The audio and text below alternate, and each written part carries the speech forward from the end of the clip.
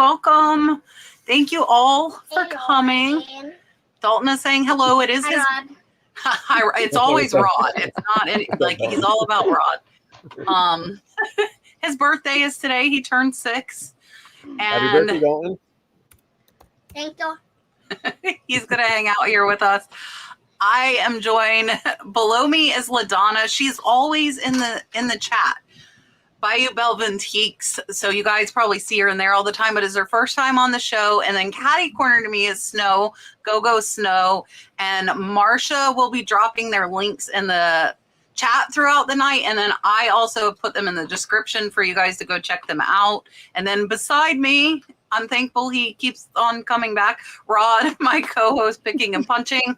And he has 3 channels, and Marsha will drop all of them throughout the night as well. So I'm going to make, I know, right? It's a job just doing that. No.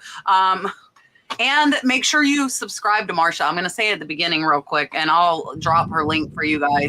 So I'm going to make LaDonna big, then Snow, let them introduce themselves, tell you where you can find them.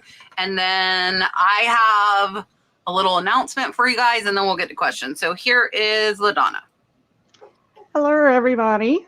I am LaDonna, Bayou Belle Vintiques. I am a part-time reseller. I do have a full-time corporate job doing IT 365 support, but in my spare time when I have it, I do Etsy, I do district, both VAMP and RIN, and just very, very recently launched on Mercari and eBay. Oh, I was muted. All right, here's Snow. Sorry about that.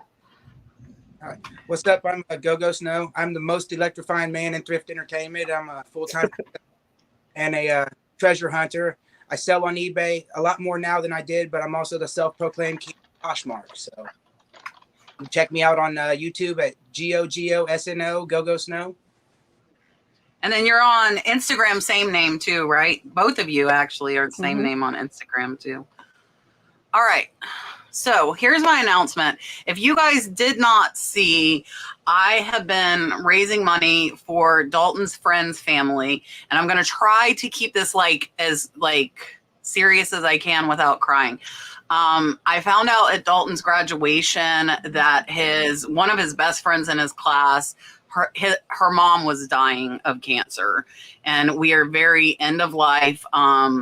She has probably less than a month left to live, unfortunately, and has 3 small children.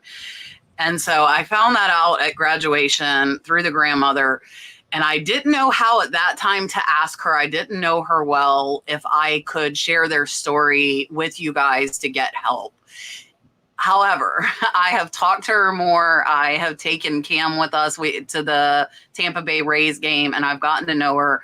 So Saturday, she called, let me know her car was broke down. Could I please pick Cam up for the birthday party? And at that point, I said, hey, I have an amazing community. Can I share your story to try and help you? And she said yes. And I'm getting chills just talking about this. I don't think she knew how big and how amazing my community really, really is when I told her this. And so later that day, I was crying all day Saturday. The donations came in amazingly. I pulled out money. I brought her cash. She was crying. I didn't know her electric was behind. The situation was a lot worse than I knew. And you guys have already donated $3,400, which is absolutely amazing. And I really want to thank you face to face here while I'm live. And my voice is cracking. And let you know, I got her car fixed today. We got her car insurance reinstated. I have paid her electric for 3 months. I intend on paying her rent for 3 months. And we have to get the kids' school closed. So I put an update on the donation page because I really wanted to let you guys know exactly what I'm doing with your donations and exactly how it is helping them. So Marsha's going to put the PayPal link in the chat throughout the night.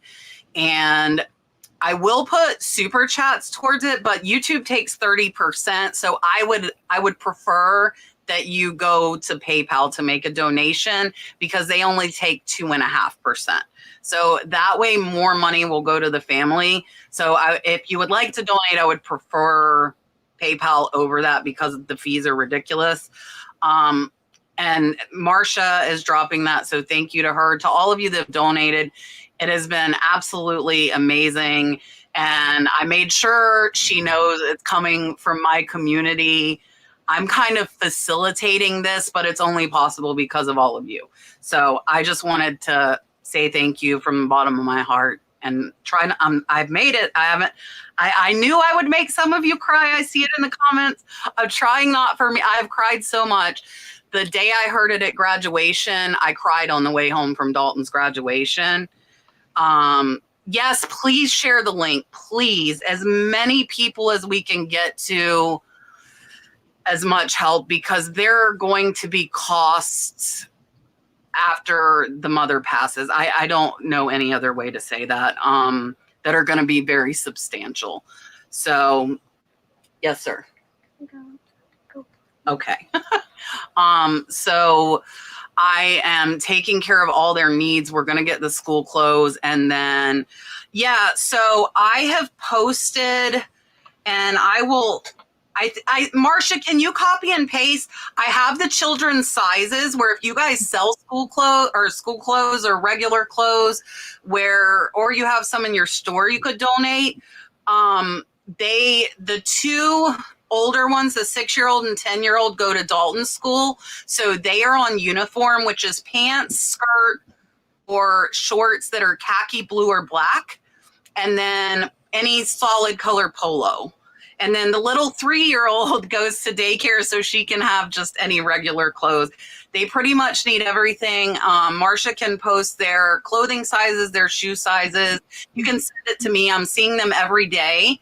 They actually live a block from the post office, so it's convenient. Brad went today and picked her up and brought her to get her car.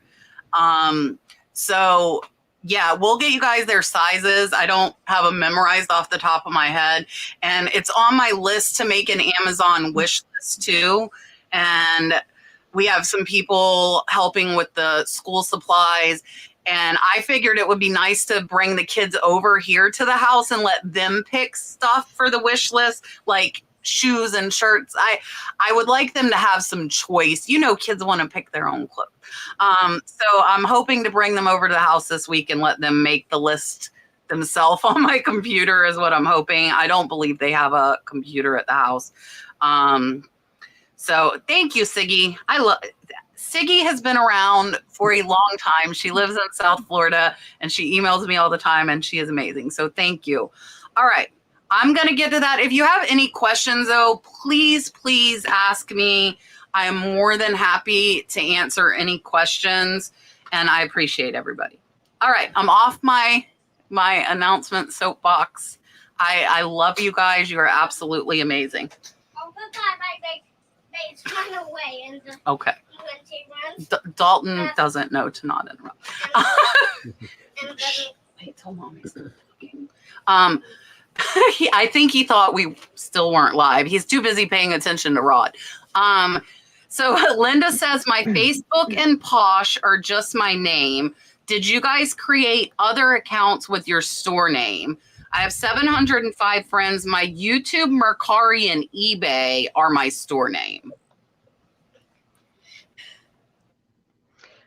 Okay, so on Facebook, basically, I have a business page under my business name. I don't do Posh. The YouTube and Mercari and eBay, I rebranded with my store name. And I took Kat's advice on my eBay because I already had feedback on my personal account instead of starting a brand new one.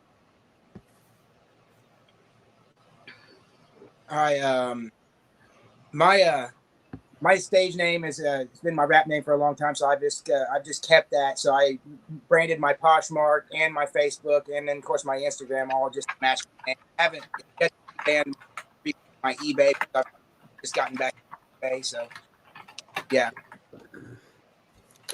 So for me, so I have a marketing degree. I think branding is very important. So all my social media accounts, my Mercari, my whatnots, my YouTube channels, all my YouTube channels. I have 3 YouTube channels. They all use they use punching some type of aspect, so I can keep on brand.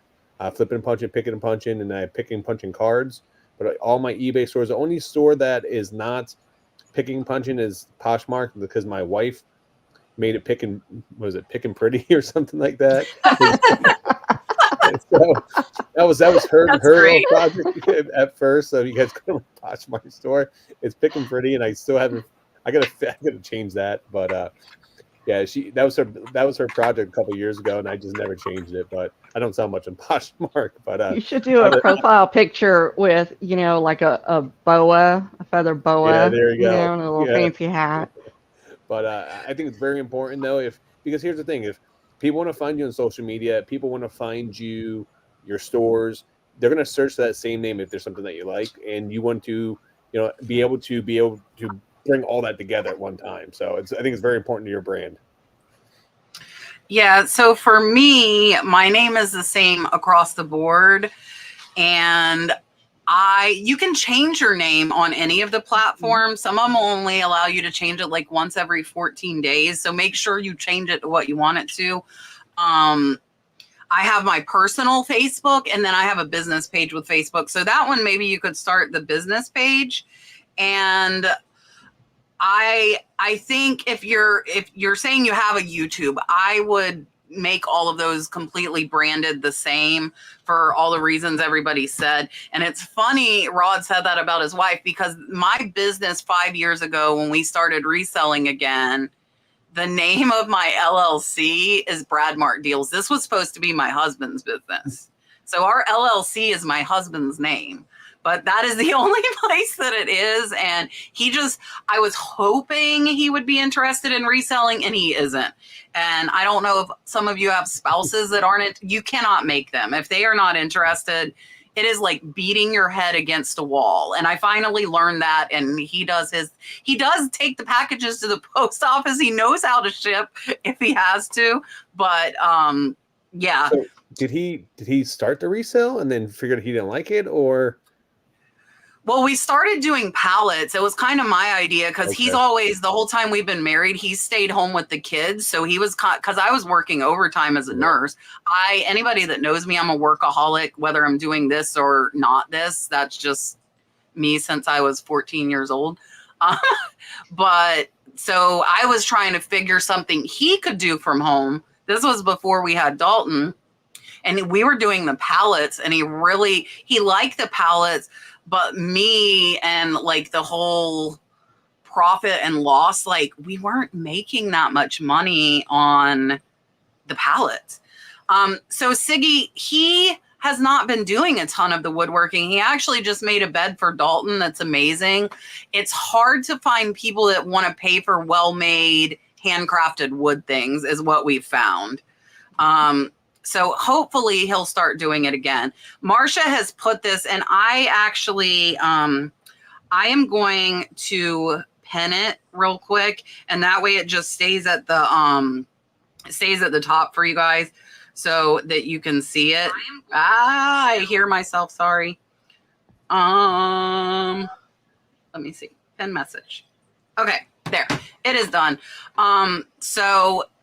He doesn't have patience. So he gets really frustrated. He wants stuff to sell like tomorrow. You make it today, it sells tomorrow. The reality, especially with expensive handmade wood items, is it might take a year to find the right buyer. And so that was a hard thing for him. So we haven't found, and if you guys have ideas of stuff he could do with his woodworking that you think would sell fast, that might be smaller, please feel free to message or email me, because I would love to throw some ideas at him and hopefully get him back into it again. Yeah, see, my wife, she liked the shopping aspect of it, not so much the selling aspect. So we would go thrifting a lot, and she would buy 15 items, and 5 would be the sell and 10 would be the keep. So the business wasn't working out that well for her. So Yeah, he didn't mind like the shipping. He just didn't like the listing. Yeah. But Well, now though, like it's so easy now though. So I'm not like I'm not banging my head against the wall anymore. Well, I think you said it best. I mean, you have to have a passion for it. You have to you have to enjoy it, because it will be a job for you if you don't, at the end of the day. Yeah. And it's monotonous. I've learned that through having the employees. A lot of the younger ones get so bored with it. If they're not into it, they're super bored with it. Sober Reseller says, when you're taking pictures with your phone, do you have any tips or tricks to get items to be true color? I use a white background and my iPhone does weird things on dark colors. Well, your first problem is you're using an iPhone. That's what we use for the business. I know. I have an iPhone for work, but I use Android personally. So I like I said, I use an Android, but probably I'd say a good 80% of my pictures are on a white background.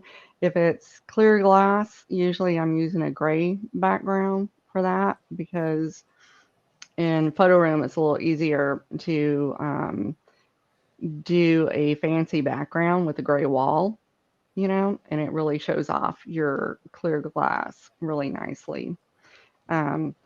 I think the only time I've had an issue with something has been a piece of pottery that I got, and it's like a beige piece of pottery, and I finally got aggravated with it because it wasn't really working like I wanted in the photo box, so I ended up just taking it outside in the natural light and got better pictures with it. I guess I'm a rebel. I don't use the plain background. I use this sheet right here, and for whatever reason, the clothes with these contrasting colors, it definitely shows whether a black shirt's faded or not against the white, against the blue. So this actually, when I predominantly list clothes, this works best for me. And I've just stretched it to my eBay just for a consistency thing. And I've taken pictures from everything, the video games, to Mary Kay makeup on this blanket, and it all seems to work and seems to sell. So for me, I used to always use a white background. I had a whole setup, like kind of like behind me, like I have a kind of like a photo booth set up there right now, just because I'm doing that for my card channel. But now I take pictures literally on my floor, on my kitchen counter, because I use photo room to remove the background. Mm-hmm. So that definitely helps out with that. So literally tore down my whole setup that I use, because you don't even need that setup anymore with these new apps and the features they can do. Now, when it comes to your iPhone, one thing you can do, because I used to do this all the time on my pictures, if you actually click Sober Reseller, if you have your phone ready, click on one of the photos, and the very bottom hit edit, and then the second and third icon on the bottom, one says exposure and one says brilliance. If you can actually slide those to the sides, and it would actually adjust the color scheme on the photos, it would actually help. It should help you out a little bit with the actual adjustment. So back in the day, I used to use this all the time on my phone to adjust the pictures on my phone before I used Photo Room and other apps to do it.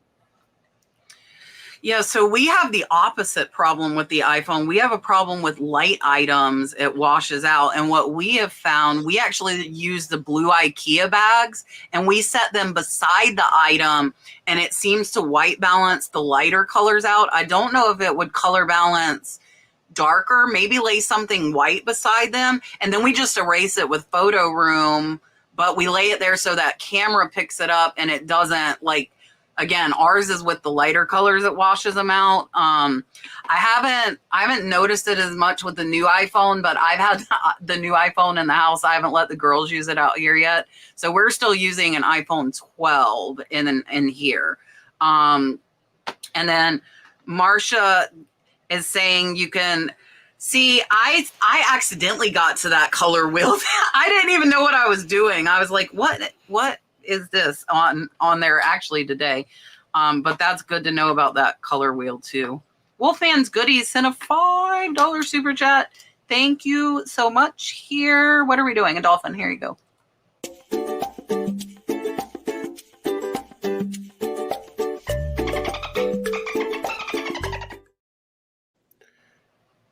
This is not a question, but this is something I want to bring up right here real fast. It says, her husbands find the best items to resell. I will tell you guys, even if your spouse is not a reseller and is not into what you guys do, when you guys go sourcing, take someone from the opposite sex with you to go sourcing, because it will open up your eyes. They will find items that you guys will never find. I will tell you, when I bring my wife to yard sales and garage sales with me and thrift stores, she finds items I would never buy. So I highly recommend you guys bring your significant other with you, because they will give you knowledge even if they're not a reseller. Yeah, Brad will not even walk into the thrift store. He waits in the truck. He will do yard sales. He likes yard sales. He will do yard sales. But the thrift store, because he knows I take like an hour, he's like, yeah, no, I'm staying in the car.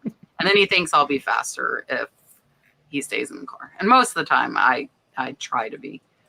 See, Marsha's trying to find someone of the opposite sex to go with her. So if you're a guy and you're single in Florida, we'll do. Somebody talked about that before, like a reseller dating. A little speed dating. A little You speed take them to the dating. thrift store, see what they buy. You know. Yeah, see if they got a good eye. Check them out.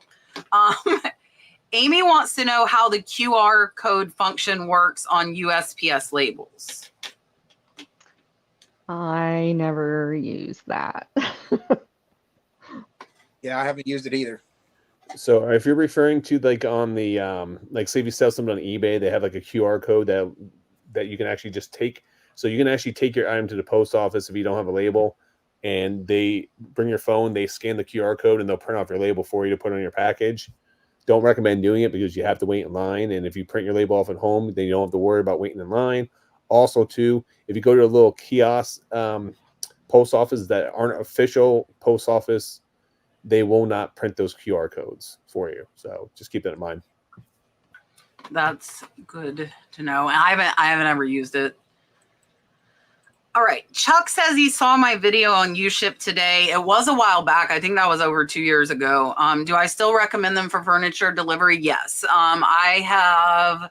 The last time I used them was the end of last year. So it has been more recent. I sold a $3,000 painting, and I had that shipped through UShip and hand delivered. So yes. And the rates, I had stopped picking up furniture, but I actually have started again. I picked up some wicker tables and chairs and have those listed, because with gas coming, like gas was up to $5 a gallon at one point. At that point, I was like, no way is anybody going to pay for freight. But now it's a little more reasonable. So I'm picking it up again, and I am using UShip for that. So yes, would be the answer to that. You see what you started now? Look, we got another one that's See? down for reselling dating. Look. There's 250 of you in here right now. You never know. You know? I always I'm like so jealous when I see the couples, because like that's just not us. It is absolutely not us. Lisa said, when listing on Mercari, what are effective tags? She has had no sales in over a month, but eBay is doing well. Well, I literally just started Mercari. I think I've been on there a week. So, but I don't think it's any different than any other platform. I just think you have different buyers on Mercari than you might have, say, for instance, like on Etsy. So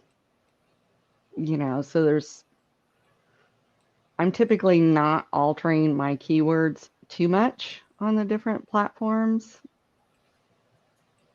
I use Mercari in the early days when it first came out, but I chose between Mercari and Poshmark because I didn't want to try to balance the two. So I haven't used Mercari in a long time. I can't really answer questions on it. So I do sell Mercari. Mercari allows you, I think it's 5 tags that you can put on your listings. But the thing about Mercari is very specialized. So eBay, you can sell everything on it. Poshmark is majority going to be, focusing on clothes, Grail, a lot of these other clothes, shoes. Mercari focuses more on collectibles, I would say. So like vintage clothing, toys, video games, sports cards, all that has sold really well for me. But all my other items I have on eBay, because I crosses everything over to Mercari, and there's a lot of things that don't sell on Mercari. So I will tell you, it may be what you're actually selling there, Beachwalker, that could be the issue, not the tags on there, because it is very specialized, and it's not, even though you can list everything on there, not everything does sell on there. So people are going to go to eBay. Look, eBay is this place you're going to get everything. Like something you're looking for, you can probably find it on eBay. But, Yeah. Yeah, good. Mercari, I agree. Like Mercari, really, I don't know how often you're listing there. Mercari, for me, stuff either sells within the first week of listing it or it gets stale and doesn't sell. So I have a program I pay for that delists and relists 50 a day on Mercari. With auto delist on List Perfectly, though, I do have to link those. So like every morning and afternoon, I make sure those listings are linked. So if they sell, they'll be pulled down. But I just looked, we've done 1,000 on Mercari this month, the last 30 days. And I can actually, I'll pull it up and just tell you real quick, like what, and it's kind of all over the place. So I sold 2, actually 3 of them are designer boxes. And then I sold a little Hagen Reneker collectible pig. I sold a Coach wallet. I sold Kodak film. I sold a bathing suit cover up, placemats. It's all a filter. It's all over the place. So I'm selling, but it's not anything consistent where I would know, okay, I'm only going to list this category on Mercari. So we just throw everything over there and see what sticks. I can go through mine. I had 6 sales in like the last week on Mercari. I sold a vintage T-shirt for $240. I sold a Fugler. You guys don't know, is those ugly looking, plushies. So one of those. I sold a Michael Jordan graded PSA card. I sold a brand new video game, and I sold a Pottery Barn Spider-Man comforter, and then I sold a Star Wars comic book. So it goes to show you kind of what I was just saying. It's mostly collectibles that I always sell over there, even though I list everything over there. Yeah. All right. I'm going to give Lisa the beach since that's her name. Here you go.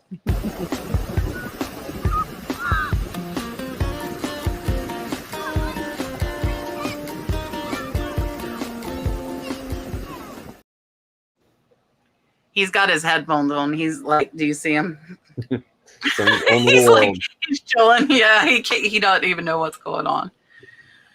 All right. Cindy wants to know, is it better to relist or sell similar your older items? I think I'm going to have to pass on that because I haven't really messed around enough with eBay. I mean, literally, I'm going to tell y'all, I've been on eBay for like 3 days, but I did it. That's the hardest part, is starting. Yes. In my limited experience on eBay as well, I have found that I've done the sell similar when things are sold and then they've canceled the sale or something. And then I've done the completely take it down and relist. And it seems like when I take it down and relist it, it sells quicker than the sell similar, just in my limited experience. So for me, I always end and then sell similar. But when I do sell similar, I don't just, or even if you relist it or sell similar, I don't think it really matters at the end of the day. But just by any listing, sell similar or relisting, if you guys don't adjust anything, you're probably going to go to the same problem that you just had. So every time when I end my listings or sell similar or relist them, I am going to go in there and adjust something because I have a time frame. Anything after 3 months, 3 to 5 months, some of that ballpark, depends when I get around to it. I would try to go over. I try not to keep my items on there more than 90 days, but I have items up there 6 months now. But that's a story for another day. But yeah. So what I'm getting at here is what I'm doing is when I do go through and go do it, I do adjust the price, or I fix my pictures, or I look at my shipping because, if you had your items up there for a year, you may still be under first class shipping. You may have all kind of other different, shipping changes all the time at the post office. I had items up there that were still under first class shipping, which is weird because eBay got rid of that a long time ago, but they were still listed on there. So I had to go through and adjust those. I had to go through and adjust my pricing on stuff. Sometimes I'll recrop the photos because you can crop the photos in there to get a closer look. Because sometimes my photos are like far away, So there are all little things you do to adjust it. But when you do adjust it, make sure it's going to try to increase the chance of someone buying that item. And if you're ending sales similar, adjust your item because it hasn't sold yet. So just don't relist or sell similar just for the sake of doing that. I'm going to tell you, I do exactly what he just told you not to do. I end and sell similar and don't change anything, and I get a lot of sales from it. And I will also tell you, Teresa Cox from List Perfectly has chastised me and told me that it does absolutely no good. And I believe it does good because I get sales on older stuff after I've ended, and I end and sell similar. I don't end and relist. I end and sell similar, and 9 times out of 10, I change absolutely nothing. I will tell you it will probably be better and you will get more interest if you do change something, but I'm doing like 100 to 150 at a time. So most of you are probably not going to have the quantity of listings I do. With 7,000 listings, over, like, it's over 100 every day that, and I do over 3 months old. I don't do the 3 month anymore. So I do typically between 4 and 6, and I try to catch them at 4, but a lot of times, depending on when I check, if I listed early in the morning that morning, and then I go to end and sell similar, I do it on items ending that day. So if I listed at 7 and I checked at 8, those items have already reposted and I would miss them. But I think Rod's advice is probably the best, but I don't want to lie and tell you guys I change them, because I don't. And I do still think I get results from it. Well, no, I Yeah, think you get results just because it's the way the buyer searches on eBay. So there's 2 ways most buyers search. They're going to search for items ending that day, or they're going to search for newly listed items to try to get a steal or something on there. So when you do end it, even if you don't change anything, it still will pop up in people's saved searches if they have that item saved. So I can see that you're still going to get sales like that. But Yeah, I don't think though people should automatically assume if they do that, that's going to fix their sales. Correct. Because I do know a couple of resellers that did go through their entire store as an experiment to see if it would boost their sales, and they actually sold more on newer listings than they did by ending and selling similar and stuff. So, I think it's a toss-up. We can never really know. That's the thing. No. Like, we never know what. I mean, it could be what's in your store that's the issue. It could be, like you said, fix your listings. Let me put this comment up, and then I'm going to go back to Jamie's. Hold on. I wanted to put this comment up from Patty. So she said she's been going through her listings, removing the background on the first picture, tweaking prices, description, and shipping. So she's going through everything, and she's saying she's getting offers that lead up to sales out the wazoo. So that she's not even ending and selling similar. She is just editing those, improving those listings, and she's getting sales from that. So you could also do that. That's like I forever said, no, I'm never ending and selling similar. I tried it for a month. I noticed I got quite a few older item sales. I've stuck to it. But for years I didn't. And I would still sell items that have been listed for 2 years. They do still sell. I think a lot of it is just time is one thing, because for me, for a long time, I would rather spend the time listing new items versus ending and selling similar. But now I have full-time employees, so I have the time to end and sell similar, where before I didn't have the time to do that. All right, let me throw Miss Jamie back up here. And Jamie is always here and very supportive. Jamie said, great channel, very much informative. Thank you, Kat and Rod.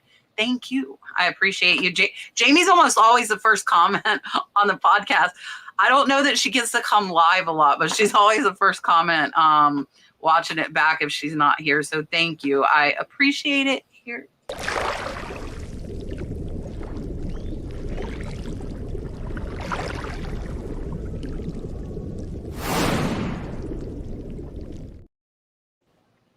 And I get to do my turtle.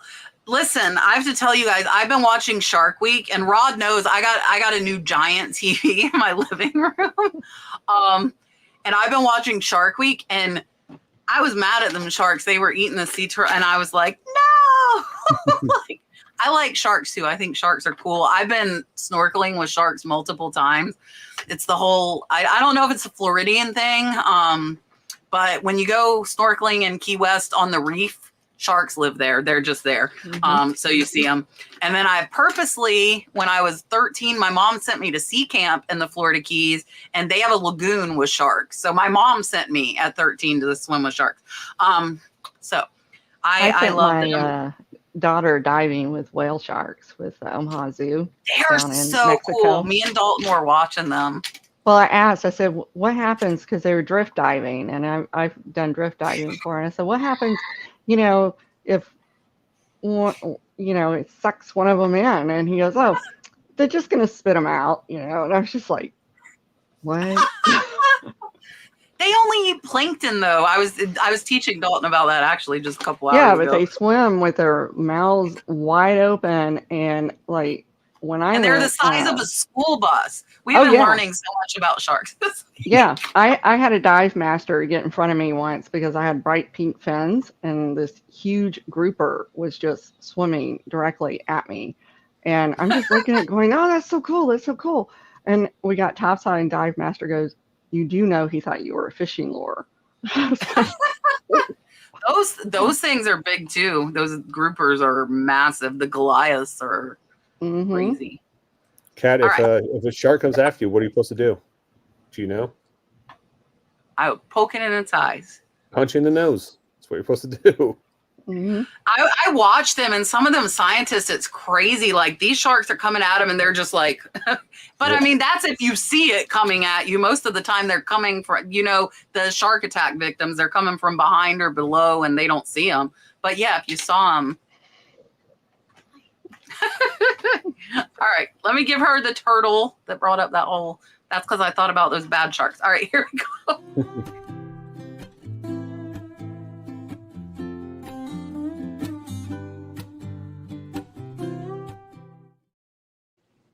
Dun, dun, dun, dun.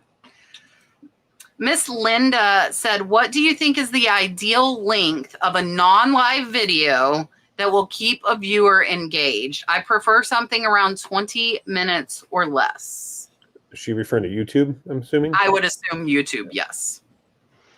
Yeah, it depends on what you're doing in your video, and how engaging you're being. I mainly do haul videos on my channel, and I do try to keep them to around 20 minutes or less, because I'm just like, people are gonna get bored. But I also try to interject some humor or questions, trying to engage people somewhat when I'm doing it. It's not so much, here, look what I found at Goodwill today. Yeah, for sure.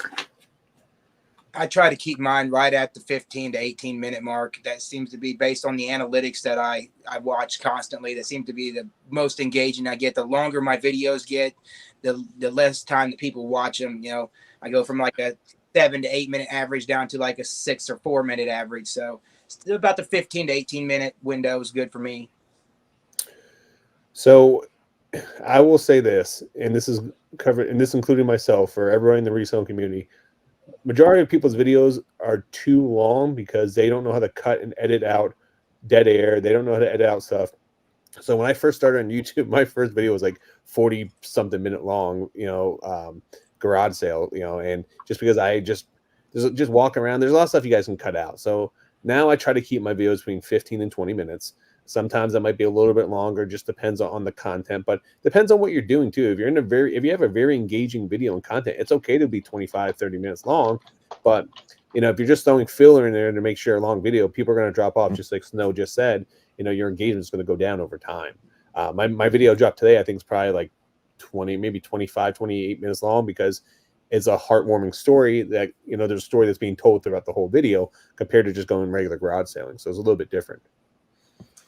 Yeah, so I'm kind of conflicted on this, and that's because I was trying to do 18 to 21 minutes, and I do stick to that a lot on this channel.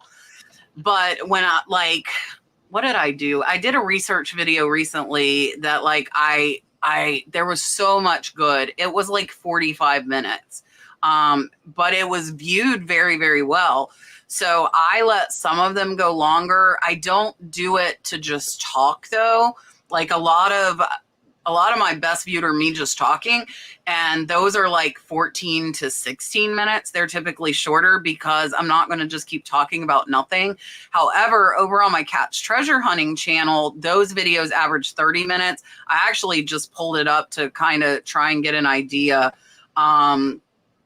My average view duration on 30 minutes videos is over 17 minutes. So it's over 50%, which I'm happy with, because you've got a lot of people that click in and immediately leave. So I don't think that's too bad. And I haven't got anybody complaining that it's too long. So if I did, I would definitely take in that criticism. Tiffany Thrifting Vegas, who has, 100,000 subscribers, she does almost an hour on her thrifting videos. And she said she has found that the ones that are 45 minutes to an hour, she gets more engagement. And I think that it depends on the person. For her, I think they feel like they're shopping with her. So they don't even realize, it's been 45 minutes or an hour. And like Rod was saying, like, cut out the stuff. I film intentionally that way. I don't film empty content. Like, I'm only filming when I'm grabbing and picking up stuff. So I don't have to cut it out. When I first started, I did so much cutting out. My editing took so much longer. And I don't do a ton of like yard sales and stuff like that. I do some, but I try to record those the same way. So I would say the 20-minute mark is probably between 16 and 20 would be like, I would feel like for our niche would be probably the average that's best. Well, I think it really comes down to your audience too. So one of the biggest mistakes I think people on YouTube make, they don't look at their analytics. I can't tell you how many YouTubers that are resellers that when I ask them about their analytics, they're like, oh, I never looked at that before or haven't looked at it, because no one's ever educated them or talked to them about it. So if you actually look in your analytics, you can see where your drop off is with your audience. You're going to have a naturally it's going to progress down throughout your entire video, because that's just how it's going to be. But at the end of the day, like if you see a big drop off, like a big spike down and a spike back up, that means people are skipping over your video. So go back and look and see why people are skipping there. It will help educate you. And that's how I did in the very beginning. That's how I was able to learn how to cut out stuff, what stuff to keep in. That helped me out tremendously. But another thing I always think of it too is like if I watch a half an hour TV show, that TV show is going to be about 22, 23 minutes due to the fact that commercials. Yeah. So we are conditioned to be around like the 18, the 20-minute mark, because that's what we all grew up watching, TV shows and stuff like that. Now, if you have a different audience like Dalton's age, they're going to grow up and they're going to be so used to shorts. Yeah, shorts and TikTok reels. They're going to be 1, 2, 3 minutes because they want that. And if you ever look at like Art of Resell, he was on the podcast once. You watch his videos. His videos are edited to a younger generation just by the way you watch how he edits. They're quick, fast edits. He's kind of doing stuff all over the place. There's nothing wrong with that. So it really comes down to your audience at the end of the day. So that's why it's so important to look at your analytics. You can break down the age demographics, the male, female, and then what's the biggest age group that's actually watching your videos. Yeah, that Dalton's like a 10-second attention span unless you really get it. I see him like through YouTube Shorts, bing, bing, bing. I'm like, okay. But then if he finds one he likes, he watches it like 50 times and drives me crazy. I wanted to pop this up. Oh, go ahead. No, go, Rod. Go. Your educational videos are typically going to be longer too, because you're teaching stuff. And you get paid more typically, a lot more than gaming or good stuff.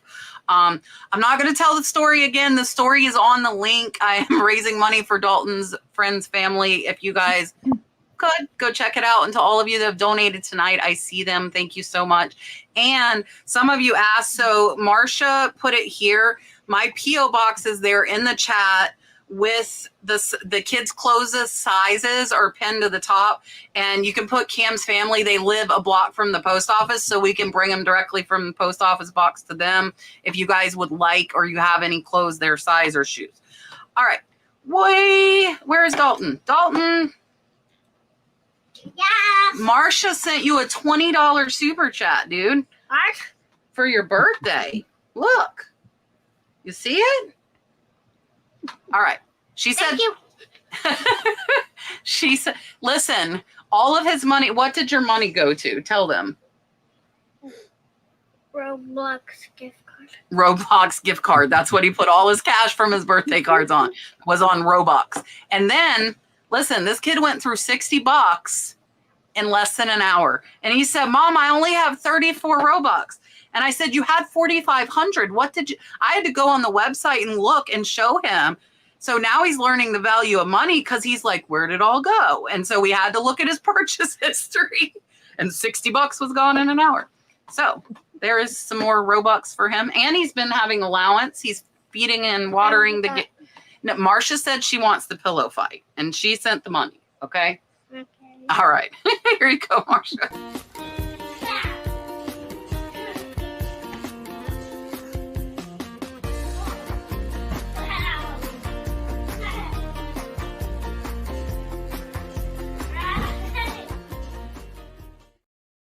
Island when we went to see Blippi to your YouTuber concert. Oh, yeah. Oh yeah. Brooke and him today.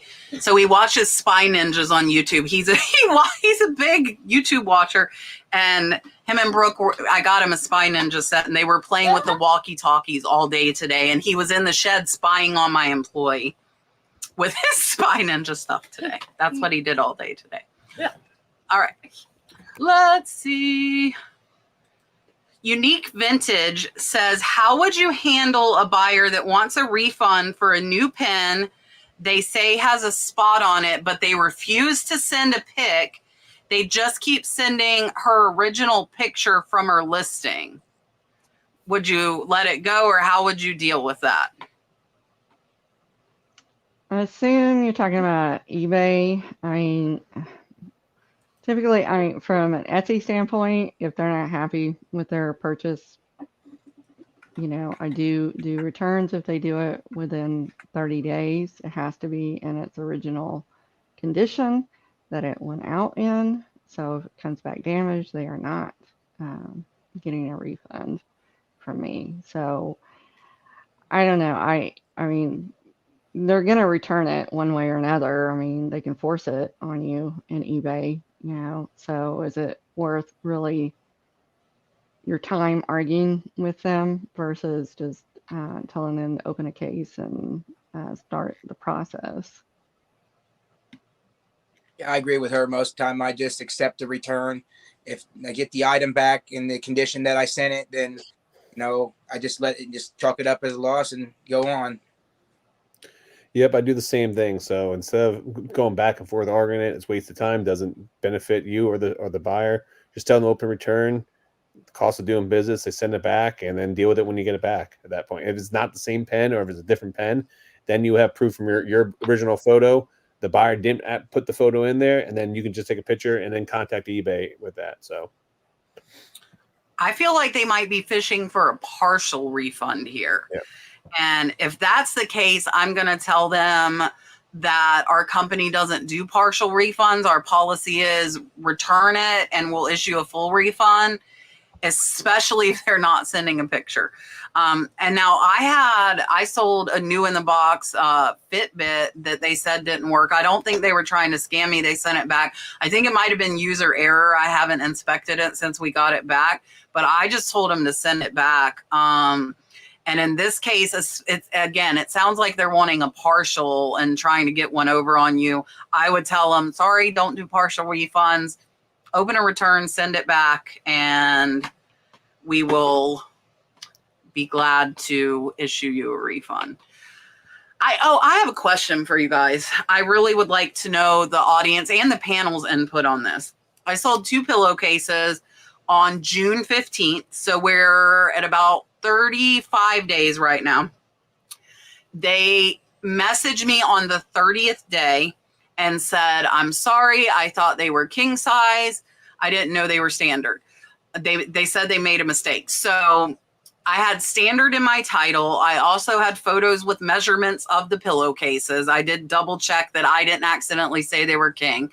So I told her, I said, we're outside of the eBay return window. I told her I would take them back, but I was not paying return shipping, that she would need to pay that. And I also was not going to refund the original shipping either because we're outside of the window. So I'm basically going to have to do this outside of eBay parameters because it's past it. So then she messages me back and says, okay, I'll be back in New Jersey in 9 days. And I said, whoa, whoa, whoa, whoa, whoa. I thought you were going to be shipping these to me like tomorrow. Now we're looking at 2 months until I get them back. What would you allow her? And she's been overly nice, but I'm like, then I'm not getting my eBay fees back, right? So I'm out eBay fees. I haven't had my product for 2 months. So what would you do? Would you allow her to return them, or would you just say, I'm sorry, that's too long? I honestly, I mean, the people pleaser in me wants to work with them, but the business side of me just says that's exceeded my business policy because you don't know. I mean, sure, she says she's coming back in New Jersey in 9 days, but when is she actually going to send them?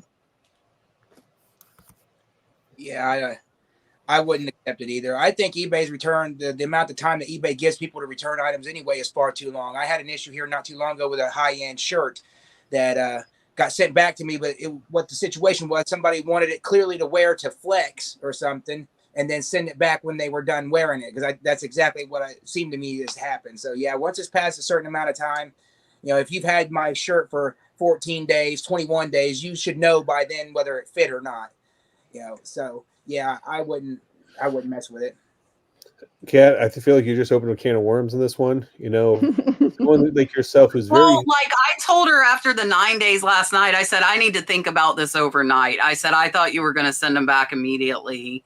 It would have took me 10 seconds to think about that one. I would say absolutely not at that point, because here's the thing, like, if you do it to this one, that's just going to open a can of worms. And now what do you do when someone contacts you the 29 day and now they want to return it 15 days later? You know what I mean? Like, yeah, right. There's a reason why there's a deadline put in place. We are running a business. So I think that you're trying to get the best customer service. So let me first say that first. Yeah. So you're going above and beyond for this person, which I give you credit for doing that, because that's awesome, the person that you are. But at the end of the day, like, they're not going to be back in Jersey in 9 days. You think their top priority when they get back to Jersey is like, well, so she messes it and said, I can have my neighbor go in my house and ship them. So I'll tell you guys what I already had made a decision. I told her it needed to be to me by Friday, or I was not giving a return. Yeah. Whether your neighbor needs to go in your house and get them or not, like, I need them by Friday, and that's that. So we'll see. I picture the neighbor shipping to the wrong address. Now she's going to be out that, and it's going to be just a mess. Then I'll block her. Like, it is what it is. And like I will also add, she is giving a story with this of why this has taken so long. I'm not going to share that, but there's always a story, no matter what it is. I know there's always a story. Mischievous Mariposa just started on Posh. How do I kick things off so sales start? Okay, I don't sell on Posh, but I don't think it's any different than any other platform. You've just got to get really good listings out there.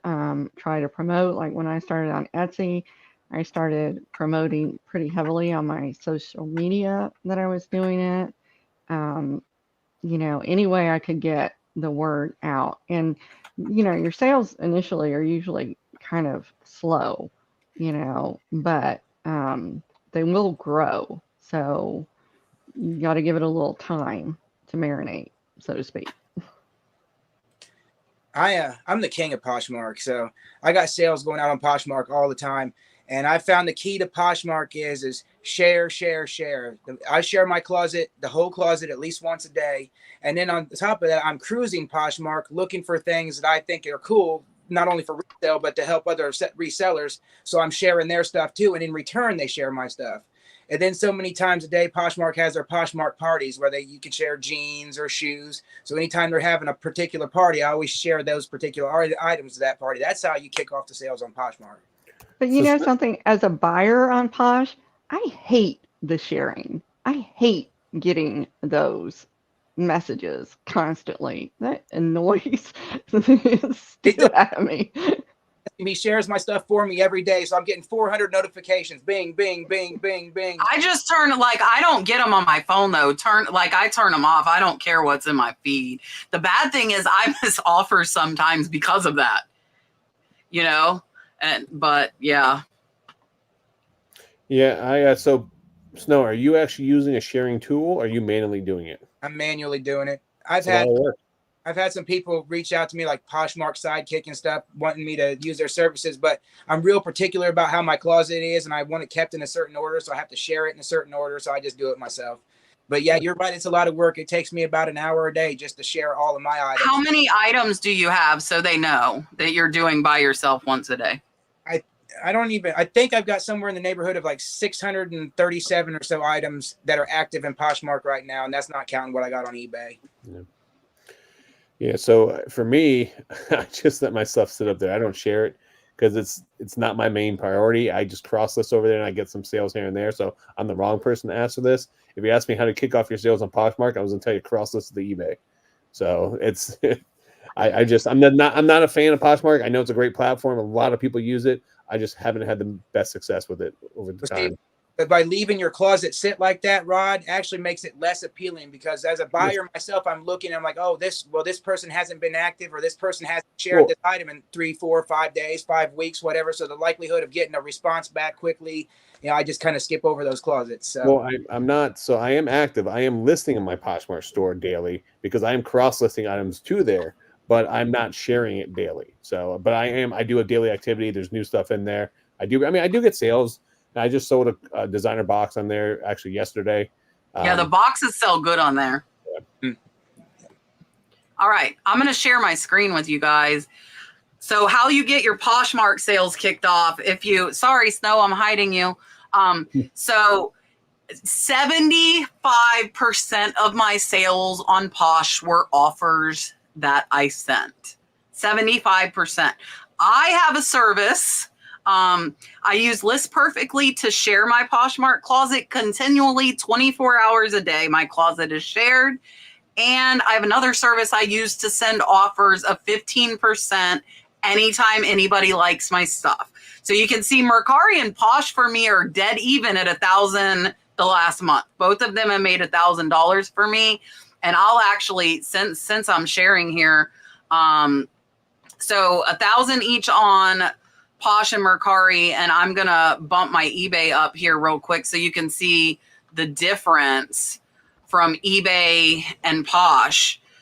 So eBay is at $16,690 for the month. And I did $2,100 today on eBay. So eBay is by far my top performing platform. And Posh and Mercari are kind of add-ons. So I'm okay paying $30 a month for someone service to send out offers, because that makes 75% of my sales. So if I can spend $30 on that and then I'm getting $1,000 in sales, I don't share, because I have, like, Snow is more specialized and has his category. My stuff is all, if you guys watch me, it's all over the board. So it's a hot mess anyways. So that I would say, and without having to get a service, I agree with Snow, share your closet. And they can do it now, share the whole closet with one button on Poshmark, right? They have that option now. Yeah, you can share your whole closet with one button on Posh now. It came out like 3 or 4 months ago. And send offers to everybody who likes your stuff. That would be my advice. And I wanted to show you, because 75% of my sales are offers. That's a lot. All I right. don't send any offers. So that's probably my problem. I don't send offers. And I have learned, it's all off. For me, it's all offers on there. And a lot of people have told me to price up because of that.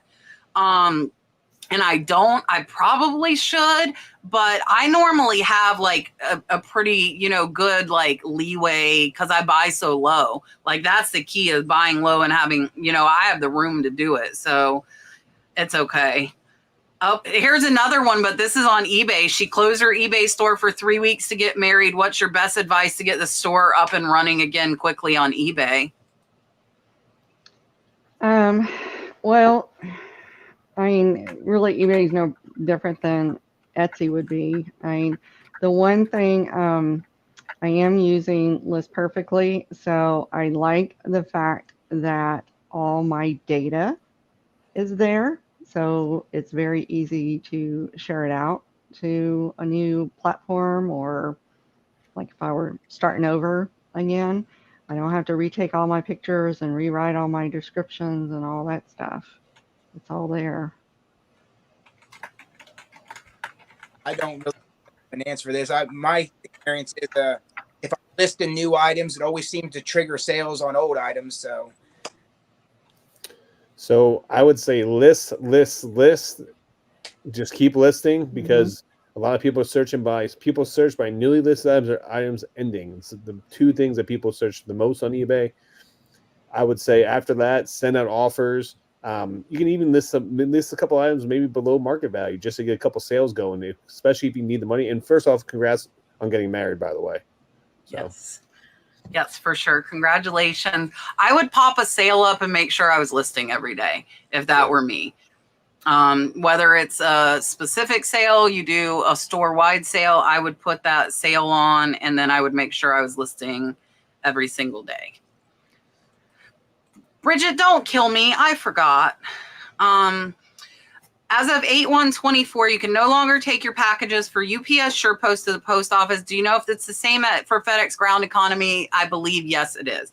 And from what I read from Mercari, they said they no longer will forward your packages. USPS will now destroy and dispose of your packages if you drop UPS and FedEx off there.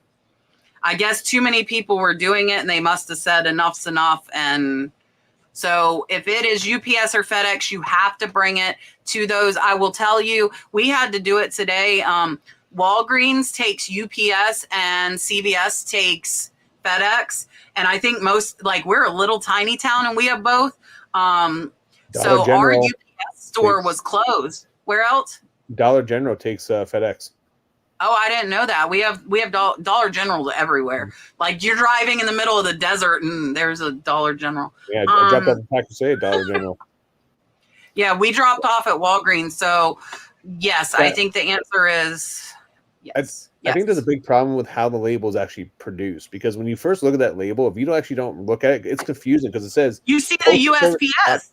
Yeah, because it says USPS on the top and then it has the FedEx or UPS on the bottom of it. So I think part of the reason a lot of people drop it off because they're confused and it says United States Postal Service on there, but it's technically supposed to go to the other location first before going there. Maybe I have it backwards. Me and Brad have to Google it every time because we always end up at the wrong CVS or Walgreens. Yeah. CVS is UPS and then Walgreens is FedEx. Living in a little town, Brad went yesterday, they were closed. So he thought, oh, they just closed early. He went today. They're closed again. The UPS store's closed the whole week. They're just taking vacation here. So we have to go to Walgreens and CVS. And they do that regularly. They will close early. Like, oh, sorry, we're not no sign, no nothing. They're just gone. So I would tell you guys a little shipping hack. Find a third-party shipping company.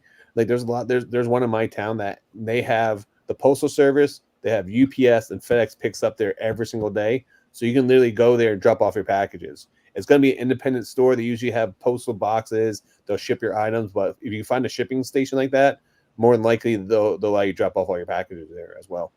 Yeah. Ray wants to know on eBay, how important is it to put any more information than what you have in the listing title? What do each of us do? Like, how do we do our descriptions? So mine is usually at least one fluffy sentence on the item, like describing this beautiful glass, or this quirky little piece of ephemera. But I do go into any condition issues on it. My measurements are in the description. Anything about that item that would help them make a decision on purchasing that item. Now, I don't spend a ton of time. I kind of have a template of how I do things, but I definitely think you need more than just your title on your listing.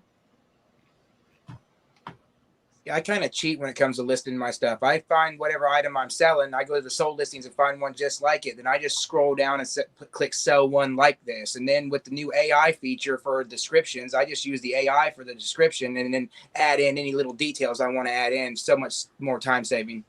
Mm-hmm. Yeah, for me, I literally just copy my title and put it in my description.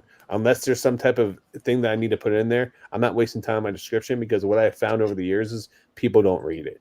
People don't even look at more than my first picture sometimes. So As long as I know unless, people ask me for measurements all the time, and I'm like, please see the last 2 photos that include a tape measure. Yep. See, they'll look at the first pictures of it. Unless my item has some type of like damage or an error, I'll put read in the title and I'll put 2 stars by it. So it gives people's attention to go read, because other than that, I find people just don't read.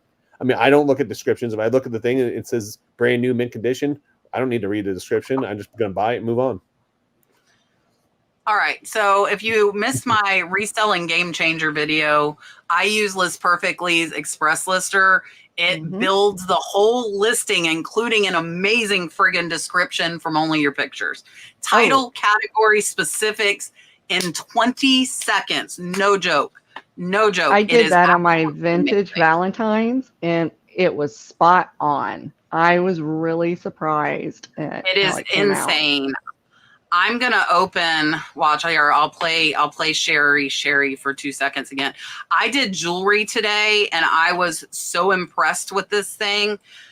And this is one of the listings that the AI Express Lister did, and you can see it made this. And then look at this description.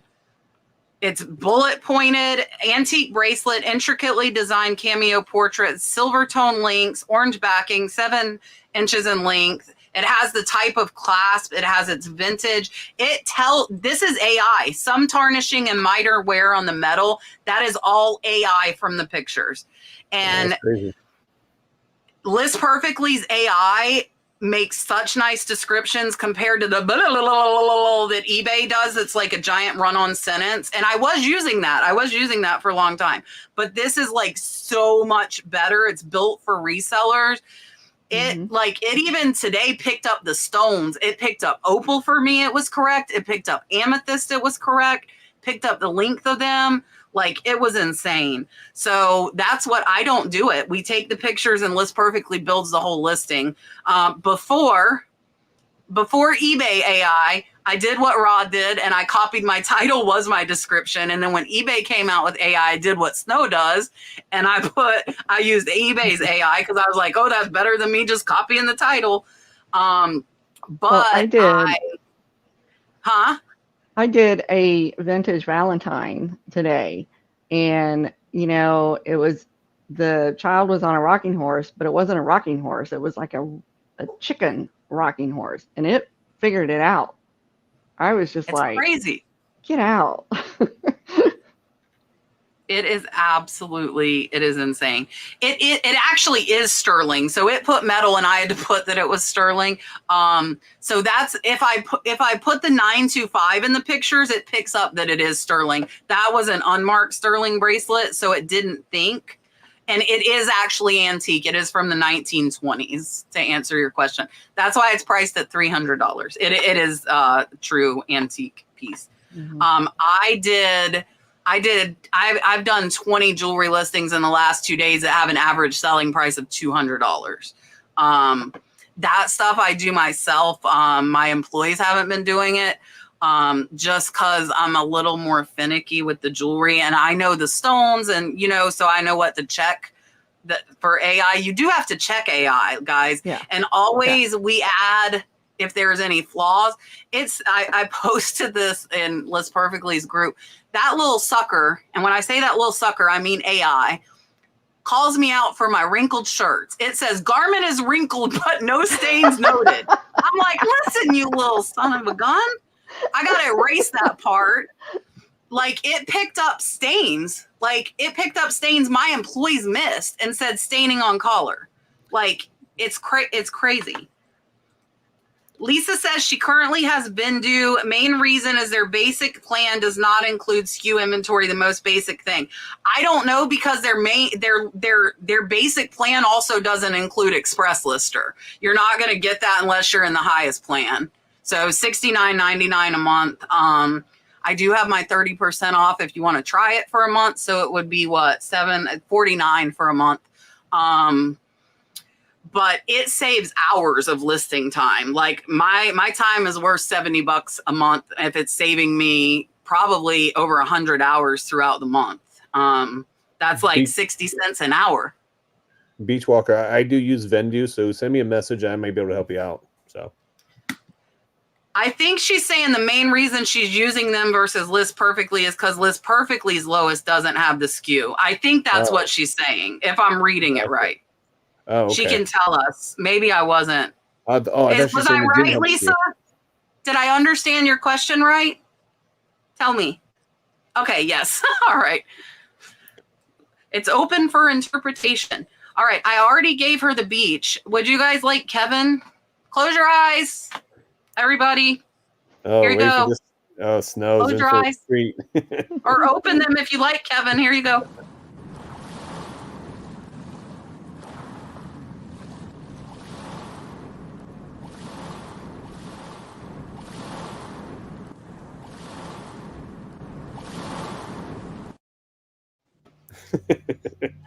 That's what you guys all wanted, right? I watched snow just go like this, and the Don is like, oh. Here we My go favorite again. thing every week is to watch everyone's faces on the panel who's probably never seen it before. So, And last week I told everyone to close your eyes, and then Kevin lets us know he's been lurking in the chat when I tell everybody to close their eyes. Kevin's creeper. We all know that. Oh, and there's the maker. Yvonne is in here. Yvonne Thrifty Riches, who made that super chat for me. My flipping banker sent a $20 super chat and said, do you feel List Perfectly and Reseller Genie will be the best ways to start a store and be the most organized?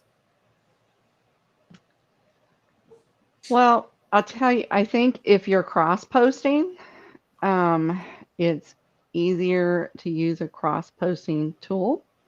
If you're only selling on one location, for probably a better part of a year, I have an Excel spreadsheet that I have all my inventory and sales tracking in. But since using List Perfectly, I will tell you it's so much easier, and just the ability to cross post alone. I work a full-time job, so I really don't have time to manually list in multiple places. List Perfect or Reseller Genie, because most of my focus is on Poshmark alone. I'm so finicky. I like to do it hands-on, and then I don't list enough on eBay to be cross-posting to any other platform. So yeah, I don't use either one of them.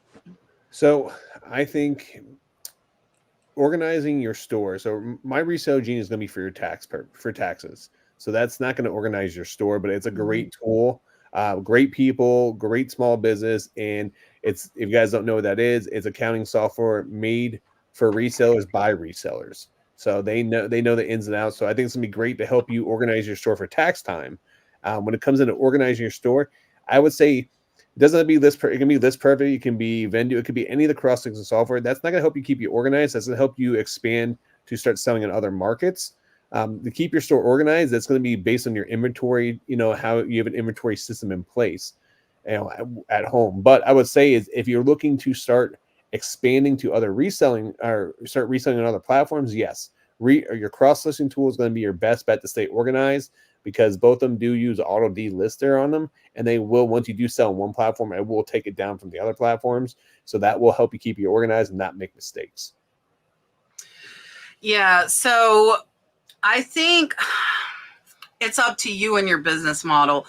I don't think either of them are going to keep your store organized. That's going to be you and how you set up your inventory and do that. You can just use a SKU system and have an organized store. And again, like Rod said, Reseller Genie is tax purposes. So yes, that would be a great tool to start at the beginning, to have all your info in an accounting software, and it's cheap. It's 10 to 20 bucks. Highest plan is 20 bucks for my Reseller Genie. And I think Marcia has the link for that. I think you get either 10 or 15% off with the Nurse Flipper code. I don't use it because I use an accountant. I have way too much going on for that program to handle mine. But I think as far as your accounting, it would be smart to do that. If you're not an Excel, I am not a spreadsheet person, my friends. My accountant signs into all of my accounts, pulls all the reports. I don't do any of it. And List Perfectly, I think that if you want to save time listing, and a few people have told me this, now that they have AI lister, even if you aren't cross posting, I think it's worth the money. And I'm telling you guys that straight up, it saves so much time. They have the background remover built in. It makes your title. It makes your specifics. I think it's worth it with that. But I don't think either of those are going to help you get organized. They're time savers for, My Reseller Genie for taxes, List Perfectly, or any cross posting service. List Perfectly, I think at the beginning, you would be using it more for like Express Lister to create listings, because I don't recommend a brand new seller with a brand new store to be cross posting. You need to get established on one platform like Snow's on Posh. Mm-hmm. My main one's eBay. LaDonna's main one's Etsy. So you've got 3 different platforms here on the panel for primary platforms, right? So find your platform that you sell the most on or you think your items fit. Build that up to at least 200 items before you think about cross-posting. Now, the only time I tell people to cross-post sooner is if you have a platform imposed limit. Like Mercari still has the 100 limit. eBay has a limit on new sellers sometimes too. Posh does not, so that's nice. And Posh shipping is easy peasy. And yeah, so that is what I would do. If you plan on cross-posting, getting the cross-poster and starting and having them in there would be a time saver when you decide to cross-post, but I wouldn't utilize that cross-posting function as a new seller. What I just did was I intended all along to launch an eBay store for my ephemera. So what I did with List Perfect was I ended up importing my ephemera Etsy entries and then delisted them from Etsy and then pushed them to eBay. So that took me 10 minutes today to just take down my ephemera and shove it over to eBay. Yeah. And that was worth this month's fee to me.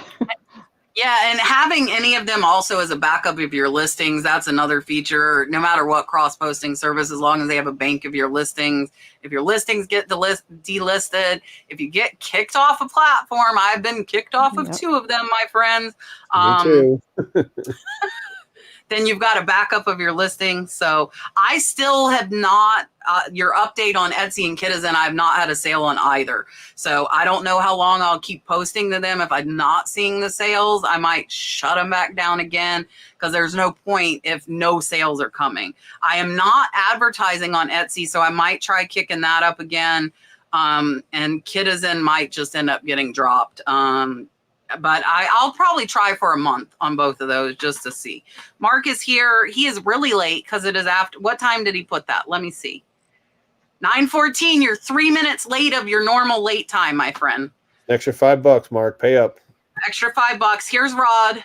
Thank you guys for watching. Please make sure you like and subscribe. Until next time. That's Mark's go-to. I gave him Kevin and he got mad. He likes Rod. I mean, I can't blame him. I mean, no one likes Kevin. Let's be honest. I have a surprise. If you're one of the 320 people in here right now, I am giving away another thermal printer because the winner on my video did not contact me. It has been 2 weeks. I am giving it away again. 2 weeks is long enough to claim it, in my opinion. So I'm giving it to one of you tonight. Oh, wow. So, my friends, hashtag Jadens. Marsha will post my discount and my link if you do not win. It's under $100 for a thermal printer. So, I gave them 2 weeks, guys. I gave them 2 weeks. They didn't email me. I'm giving it away. That's crazy. News. Yep. Uh-oh, Lucky Jesus is here. Y'all better watch out. Uh-oh. And please only enter one time, guys. It doesn't count more than once. Please don't spam the chat with hashtags. One time. Oh, show my plaque. It's in the house. Dalton. It's under my nice giant TV. Cause you can show it to him. You like it. He was into his video. Dalton's gonna go get the plaque. I totally forgot. It's been hectic with the donations and the family and me like facilitating all the help for them. I missed videos on both my channels yesterday, but sometimes there's stuff more important. And right now, for me, getting this family situated and comfortable is what's important. Mom, it's a bit too dark. It's not too dark. Bring your phone. Use a flashlight. You need mommy's phone? Okay. Mine is almost dead.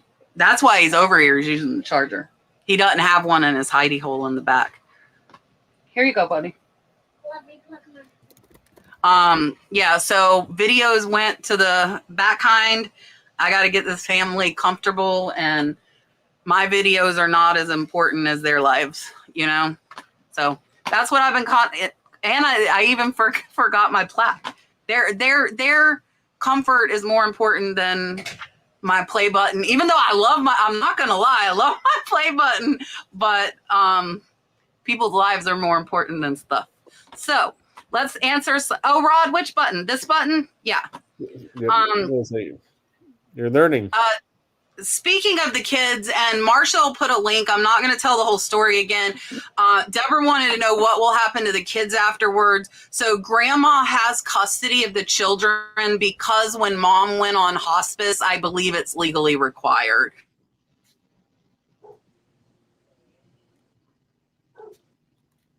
They told her to right now.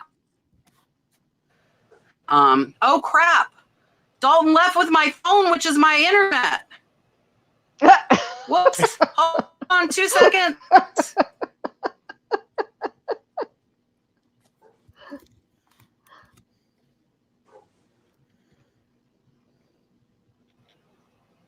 What did you guys hear? What did you hear or not hear? Did you hear me answer the question? Dalton left with my internet. Yeah. Yeah, well, I heard you. Okay, cool.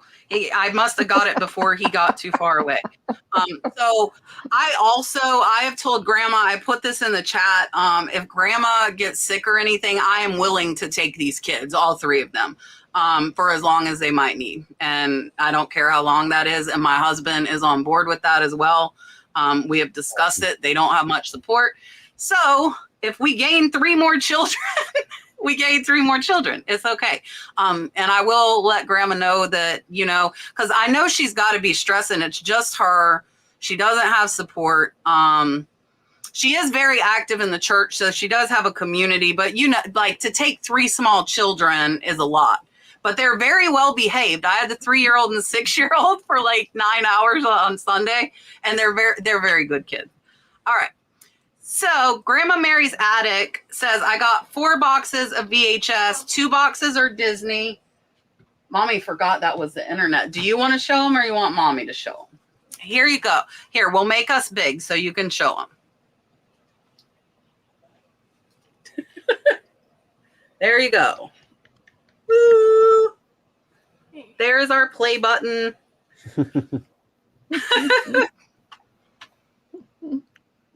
I had the picture with him. Like he's a lot he's excited about this, like crazy. So I gotta find somewhere like over here. I think I'm gonna end up having to like aim the camera that way if I want to have my play button in it, because behind me is a floor. There's nowhere to like hang it behind me. Kat, I want you to get the Flavor Flav like necklace, the big like you just have the big necklace hanging down, and just rock that out the thrift stores so people know who's coming. All right, just walk it around. Yeah, my husband's like, put it on the TV. He said the parents aren't going to know what it is, but I bet those kids will. That's what he said for the birthday party this weekend. Oh yeah. Dalton was like so excited about it. All right, guys, we got 158 entries. All after we answer this next question, we are going to pick a winner. And again, it's for a 4x6 thermal label printer provided by Jaden's. They gave it to me for my video. The winner didn't claim it. I'm giving it away on the podcast. Okay, so Grandma Mary's Attic, 4 boxes of VHS, 2 are Disney, good condition with cases, no VCR to test, best to lot or sell separately. I personally have kept all my Disney VHSs because I have a grandbaby now. But frankly, I donated all my other ones. And then there was another reseller that lives near me that I literally gave him 4 huge boxes of videos and Blu-rays and stuff because he does dollar auctions as well as eBay. And since I only deal with vintage, I wasn't interested in really researching them. So I would say unless you got something really special in there, it's probably going to be a lot. That's kind of what I was thinking, or I was going to say, don't bother to sell them at all. Disney VHSs are typically overrated and overblown unless there's something that's sealed and rare. Yeah. And VHSs, if they're not horror or horror related, then they don't typically sell, at least not in my experience.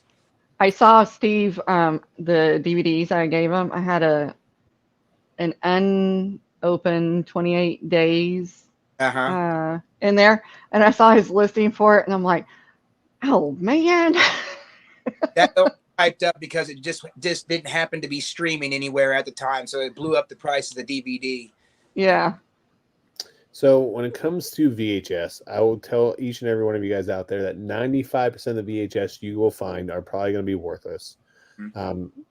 I mean, the Commonwealth Picker, I have one of the biggest VHS videos on YouTube. It has over like 300,000 views about the most expensive VHSs of all time. But the biggest misconception we get with that video is everything we're talking about is sealed VHS. VHS are a lot like books. There's first print, second print, third print. And every VHS in that video is mostly first released in the 1980s. If you guys don't know when VHSs first came out, and VCRs were $1,000 to $1,500 when they were first released. And the starting price for VHS in the 80s was $79.99. It wasn't until Top Gun when they dropped the price to $29.99. And that's when VHS started to take off. So when you find these older VHS tapes, especially C ones, that's what's going to bring the big bucks. Unfortunately, there's a lot of misinformation out there about Disney and Black Diamonds. If you guys see Black Diamond sales on eBay, they're fake sales, guys. If you actually click on the actual listing, a lot of those are relisted because people were listing them up super high and people are running up auctions and not paying for them, or they're putting up super high items with the best offer and people were sending out best offers and accepting them but not paying for them.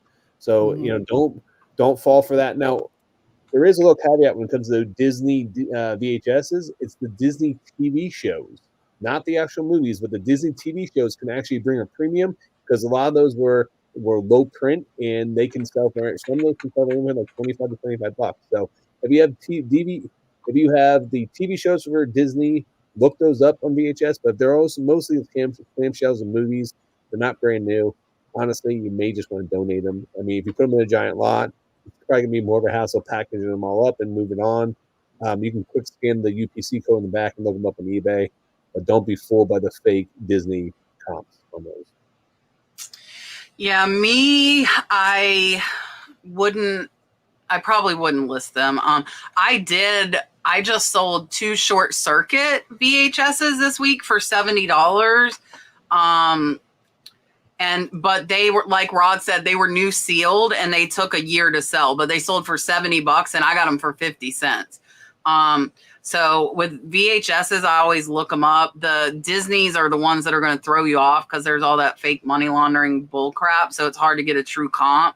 I would almost look like if you want to research them, look them up from lowest to highest, not highest to lowest, because you're going to get that fake crap. And I think, is it the Cars VHS is one of the few that is worth money, I believe. Yeah. So the Disney used to have a VHS club, and they would send you you get a monthly VHS within this club. The very last tape came out, I think it was like either it was like 2001 or 2003. I don't know. It's the early 2000s. I don't know the exact year, but the very last tape in the club before they ended the club was Disney's Cars. So if you guys do find Disney Cars sealed, I've seen it go anywhere from $5,000 to $10,000 sealed. That's the only one I know to look for.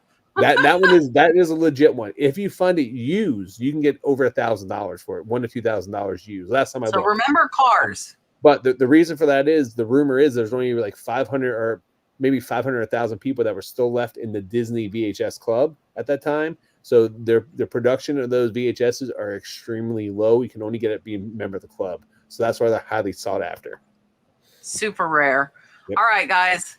No more waiting. I'm going to pick a winner. And you need to email me with your shipping address and your phone number they request for delivery if you win. All right, let's pick a winner. Again, $100 4x6 printer. It works great. If you don't win, buy yourself one. Dun, da, da, da. Claudia LaForgia. Congratulations. You got it. So Claudia, Marsha will put my info in to email me. And I need your mailing address and I need your phone number. And they will ship it. And Marsha just dropped the link to get a discount if you did not win and you are not Claudia. All right. Mary is asking what the donations are for. It's for Dalton's friend's family. Just to sum it up quick, her mom is on hospice and is not expected to make it much longer. And the grandmother has taken on 3 small children and on a Social Security income of less than $1,000 a month. And I cannot imagine.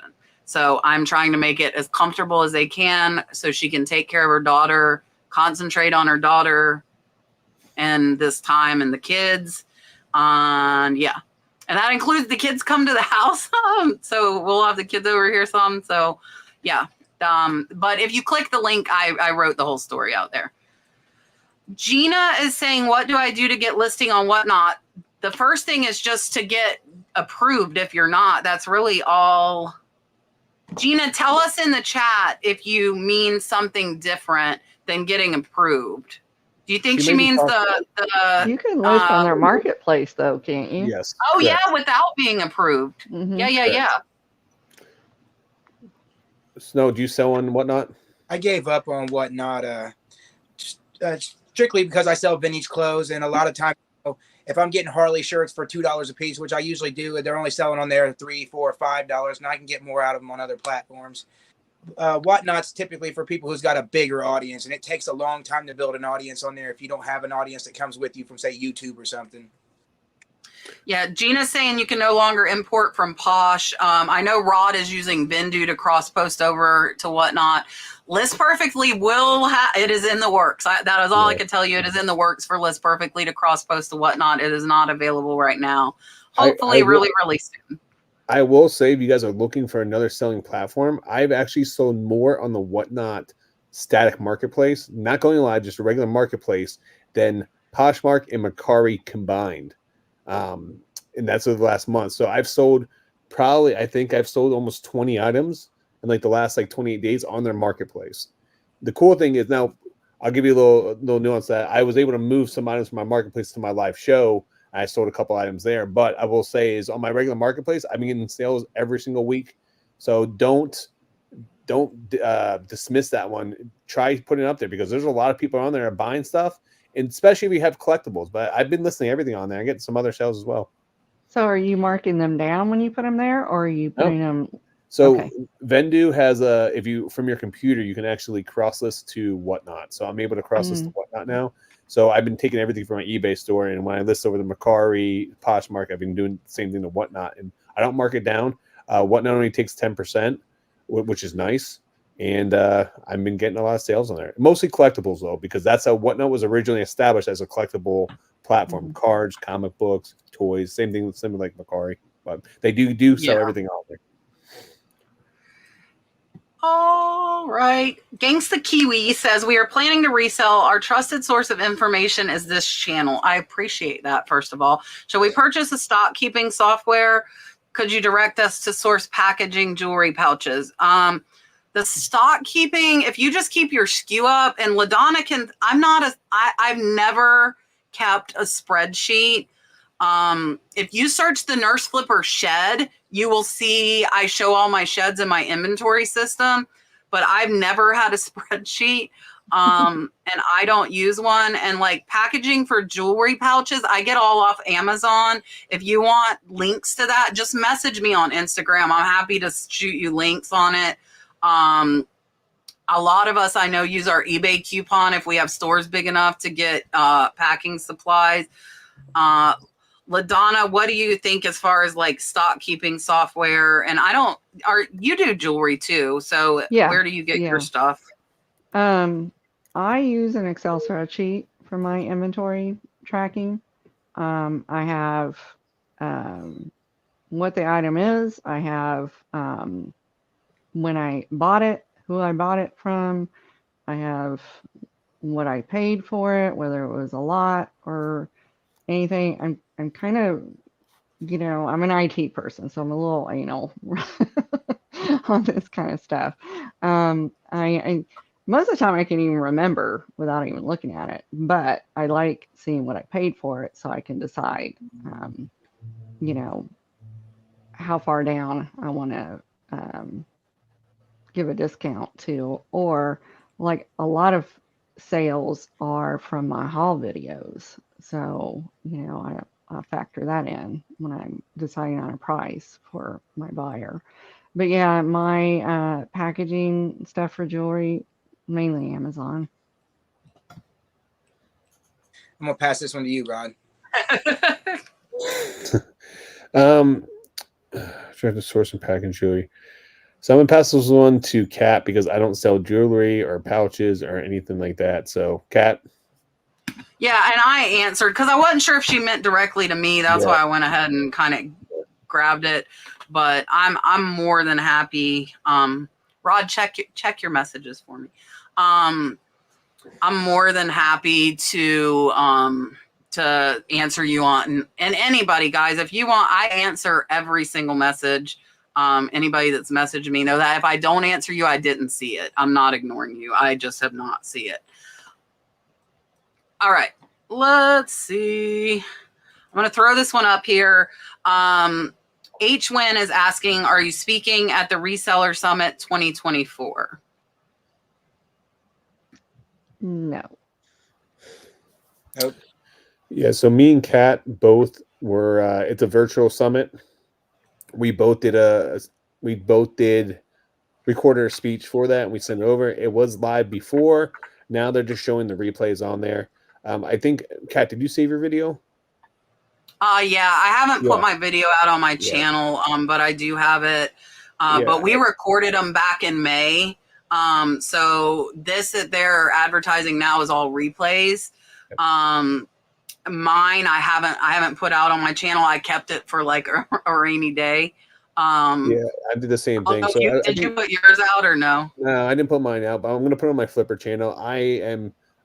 I was going to give it a couple months to just, let the seminar do what it did, and then I'll end up posting up. I know Cha-Ching King, when he did his, he ended up posting his up on his YouTube channel too as well. But I think me and Kat both will probably end up posting ours up at some point in time.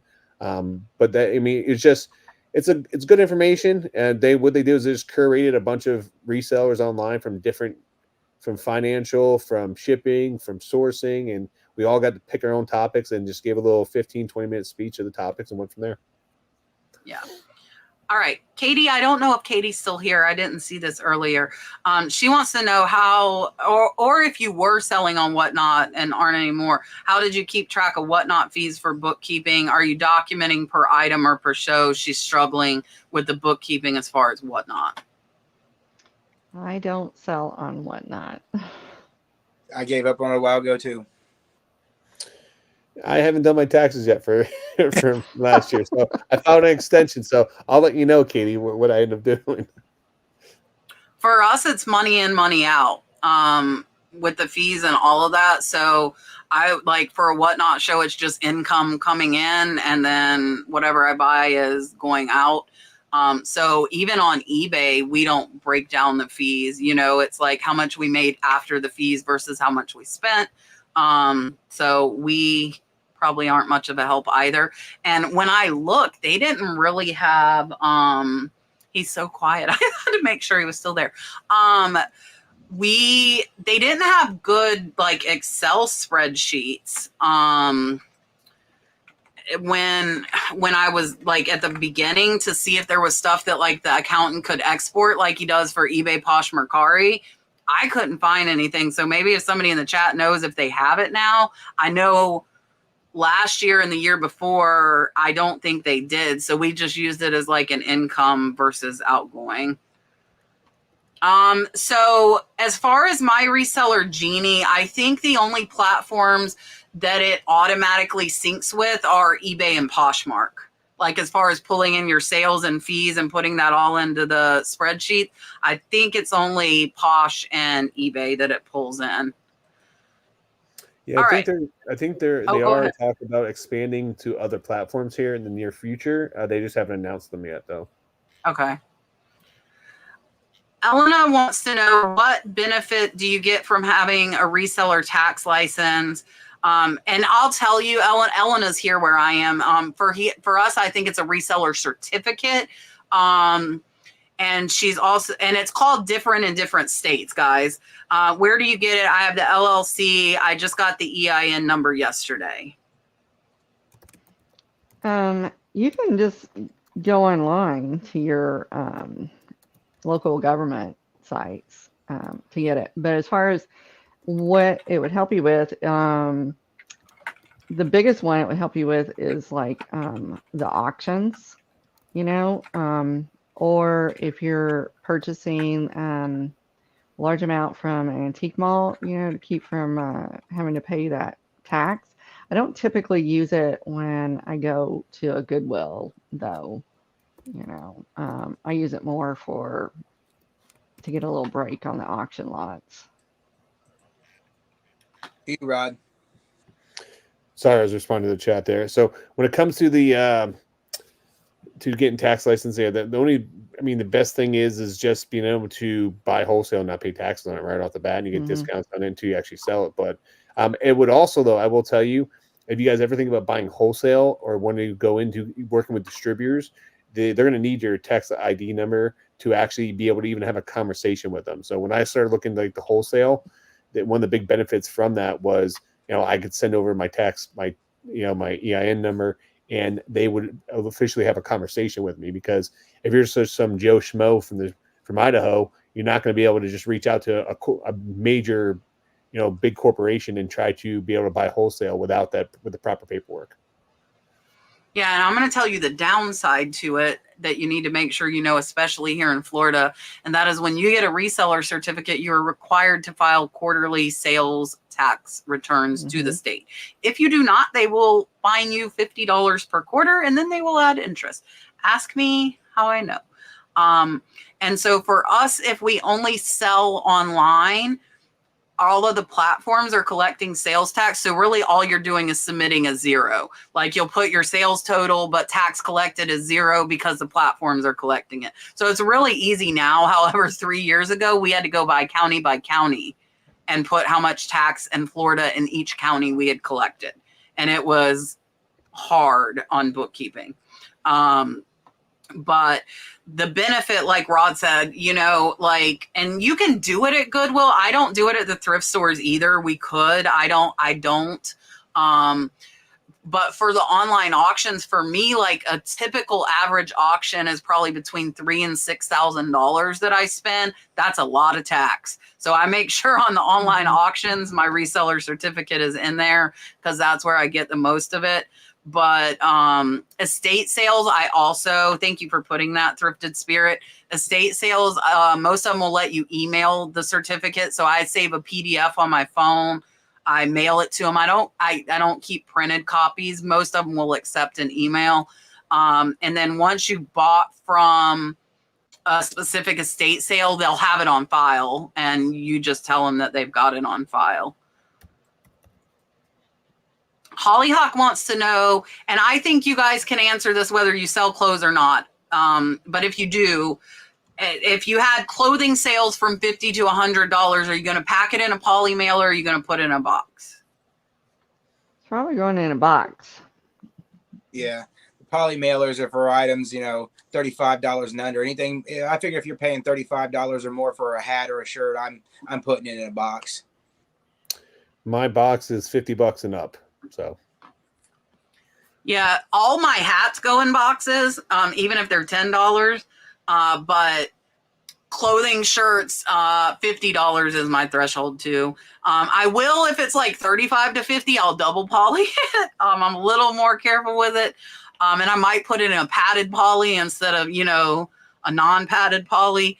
But for a box, typically $50 for me. How Hot Mess Picker says, how do you delay shipping if a buyer requests it without getting a ding on eBay? You can push it out as far as you can on your shipping policies, but I'm not taking a ding for someone. If they decided to buy something and didn't think to stop their mail or something, that's not my problem, to be honest. Yeah, I don't ever let anything go out past the day that eBay or Poshmark says I have to ship it. I don't want the ding on my account either. So if you're a good reseller, you can take a ding from time to time. It's not going to hurt you, because if you're shipping everything else on time, there is a room for eBay, and every selling platform does allow you a little room for error. So I would just take the ding at that point in time and then just ship it out later on for the buyer, because I'm going to do what's right by the buyer. I don't really care. It's not going to hurt my account to have one ding on it if I'm shipping everything else out on time. Now, if you have a bunch of dings on your account because you didn't ship things out on time, that's a completely different story. Or you're a very small seller. Yeah. See, I'm a small seller, so I'm not. And what you could do, yeah, but it's like 0.5%, Rod. Sure. Like it needs to be 1 out of 200. And if they're just starting, like that could throw them into standard or below by one defect. So be very careful if you're a small seller. For me, I can have several and it doesn't hurt me, but we ship out like 300 to 500 packages a month. So that means I've got like 10 that I can take and not take a hit. If they contact me before they buy, I tell them I prefer that they wait until they're ready to have it shipped to buy it. If they have already bought it, I typically will hold it as well, because I know it's not going to hurt me. But if it will hurt you, do not do it. But they can put their mail on hold. It's very easy. At the post office, yeah. Yeah, so you could maybe suggest that too, but there's no way to not get a ding. If you hold it past your agreed shipping time, you're getting a ding. There's no way to avoid the ding. All right. Just started on, I already read that one. Giovanni says, 2 people contacted me today to let me know that someone copied my listing from eBay and listed it on Mercari. Has this ever happened to you, and what action would you take? Okay, as someone dealing with corporate America, I would tell you your listing is not intellectual property. So you're no copyrights on your listing. I know that sucks because you spent a lot of time on it, but that is the reality of the world that we live in.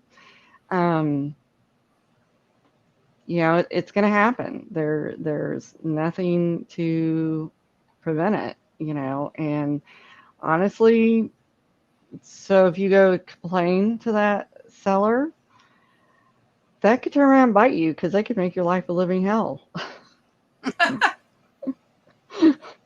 So I personally would probably take it as a compliment.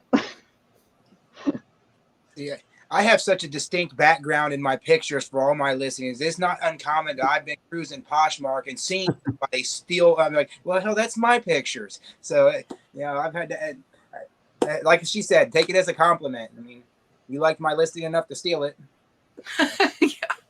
So I did a video on this once where I had someone stole my exact photos, my exact listing, and then undercut me. That's the worst, because that's the absolute worst, because they're just at that point in time. But in eBay, like in eBay's listing, it does state like the pictures and the listings are their intellectual property. Once you put it on there, it's for them, it's for the world to take at that time. It sucks. Don't get me wrong, because you're putting in the hard work, you're doing that, and it is a compliment, that people are doing that, but people are lazy. And people, just like I said, they took my box. It was literally a Louis Vuitton designer box, and it had damage all over it. And they put in the description, not my box, but has similar damage. So like people are the worst. I think we all know that, but just move on. Nothing you can do about it. I want to put this up. Is Watermark useless? In Watermark is against most of the platform's policies, FYI. And remember, I was going to say what Rod said. Yeah, you can't do it. Because when the reason why you can't put the watermark in it, because it becomes their property, intellectual property, once you do list it on their site. Mm-hmm. And you're listing, so like if I just happen to have Sunbum, if I take a picture of this Sunbum, and this could be a unique vintage item, if LaDonna takes a picture of a fairy lamp, puts it on eBay, eBay could take LaDonna's picture and offer it to everyone as a stock photo. Yep. They can do that. That is in their term. So, and I don't think that's the case with Mercari, but I think that you once you post it, you lose it. And that's on them if the buyer gets it or they're stealing, which is possible too. You know, they're trying to run a scam, but that's not on you because it's your listing. That's on them. So I would just let it go. Gretchen wants to know if anyone on here struggles to get a mannequin for clothes. I can't find a cheap mannequin, and it seems like a lot of people are buying mannequins to display the clothes. I don't sell clothes, so I can't answer that.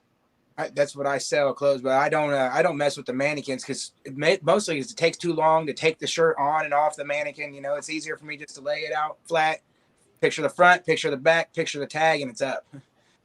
Yeah, I agree. So I had a female and a male mannequin at one point in time, and they just, first off, they took up too much room. Secondly, it took more time to take them on and off, and certain materials will interact with the mannequin differently than other stuff. So I prefer the flat lay. That I find that worked best. Yeah, so I flat lay as well. I will tell you the only thing recently that has had me thinking about a mannequin is dresses, because dresses display so much better on mannequins, like when I'm comping, than they do flat lay. And I've just started adding dresses into what I'm looking at. I got a big lot of Lily Pulitzer dresses, and I'm like, man, these listings on the mannequins look so much better than mine that's flat lay. As far as getting them cheap, I would recommend trying online auctions like HiBid. Even Proxy Bid is actually, if you see my lovely gator counter, this came out of a Florida Gator store, and I got it for under $200. It actually goes like it's a 12-foot retail counter that I use for my shipping. Proxy Bid does like going out of business and liquidation. And so I found a lot of clothes racks on there. I found cash registers to resell on there from businesses closing, and mannequins. Yeah, Marketplace as well. I got both. The only one I have is the half bust one, and I use the half bust one for scarves. Now, scarves is another thing I think looks a lot better on a mannequin, but that's only $40 on eBay, and that wouldn't work like for my dresses. I would need like a full, and those are more expensive. People are saying Facebook Marketplace. Look, Marcella has an extra one. She's in New York. I don't know where you're at. See, this chat is good for all kinds of things, guys.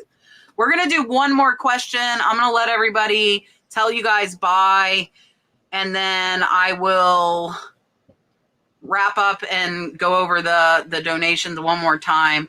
Tasha says, first time here, long time reseller, but I stress offers. What are your best and worst offer tips? You can take the money and run, get space cleared out, but then you lose potential profit. So what are your thoughts on offers, period? For me, since I sell vintage, it depends on how long I've had that item and how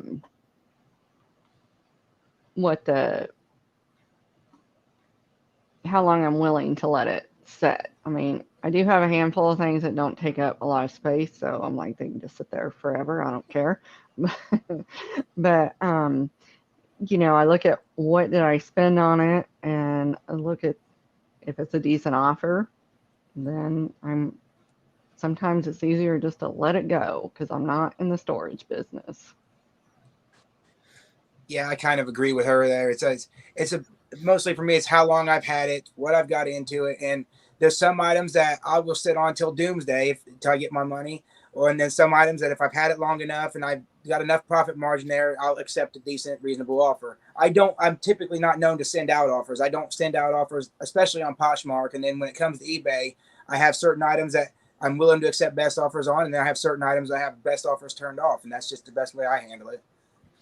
So I put best offer on everything I have in my store because I want to keep turn and burn. I want to get that cash flow, keep that cash flow coming at all point in time. Just like everyone else on here, though, depending on my day, the week, depending on how long I've had the item in my store, I will accept offers higher or lower some days, depending on, like, if you hit me up one day and I have 0 sales that day, I'm probably going to accept a very low offer to get stuff flowing in that store, get things moving. But also too, like for me, you make your money in the buy, so I do have a lot of flexibility with my listings on there. So it's going to come down to the amount of time it's been listed, and just like Snow there, I deal with a lot of high-end collectibles. So there's certain items that I know that are going to sell, but it may take 6 months to a year to find that buyer. So I'm willing to hold out on those items. And I think the biggest thing is how much room does it take up? If it's taking up a ton of room, I'm willing to accept a lot lower offers and stuff like that and move it. But I will say that it is okay. Sometimes it is a sunk cost. It's okay to break even or take a loss on an item to get it gone, because that item sitting in your store is not making you any money. It's a sunk cost at that point in time. So if it's, but if you're going to, do well on 90+% of your items, it's okay every once in a while, 5-10% of your items that you take a loss or break even on and just move on.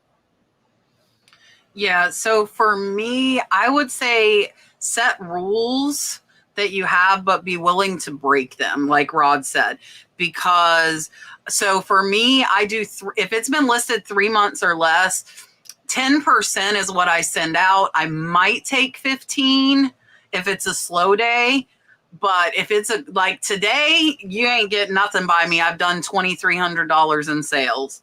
Like, I'm not taking no low balls today. Sorry, guys. But Saturday or Sunday, I did $88. I probably would have took a lot of low balls that day, but they didn't even come. And then I do from 3 months to a year, 30%, because I want it moved. And then after a year, I do 50%. But there are some items, like Rod said, that might be higher dollar, $500-$600 things that I never bump up to that 50. I leave them at 30 because I know I just need the right buyer for that higher end collectible item. But again, be flexible on it, because if you're having a slow day, accepting that offer might bump your other stuff up in the algorithm. You might get more sales. And if it's something like, for me, I also will comp check if it's higher dollar and make sure I priced right. Like if I get more than one low ball on the same thing, I start thinking, did I price this wrong? What? Okay. Okay. He needs a new phone case. It's very important. We'll get you one. Okay. I see it. So just, what you paid, what you can do, and whether you want it gone or not. Her cat looks so much like Honey, but with eyes. Every time I see him, I think that. All right, I am gonna let everybody tell you guys goodbye, and then Rod will tell you what he's got going on. I'm gonna tell you who will be on next week and what I've got going on, and then I'll sum up the donation thing again, and we will let you guys go. So here is Miss LaDonna. First of all, thank you, Kat, so much for inviting me on. I really enjoyed tonight, even though I was terrified. Thursday, I will be participating in a YouTube drop sale. These are pre-recorded videos where the first person to comment on an item will get that item. There's a group of 7 resellers, and it will kick off at 5:30 Eastern on Beth Sweet Treats and Pretties channel, and I will be on at 7 Eastern Standard Time. But other than that, I just post my haul videos, and then you can find the items that I'm sourcing on any of my platforms. Perfect. Here's Snow.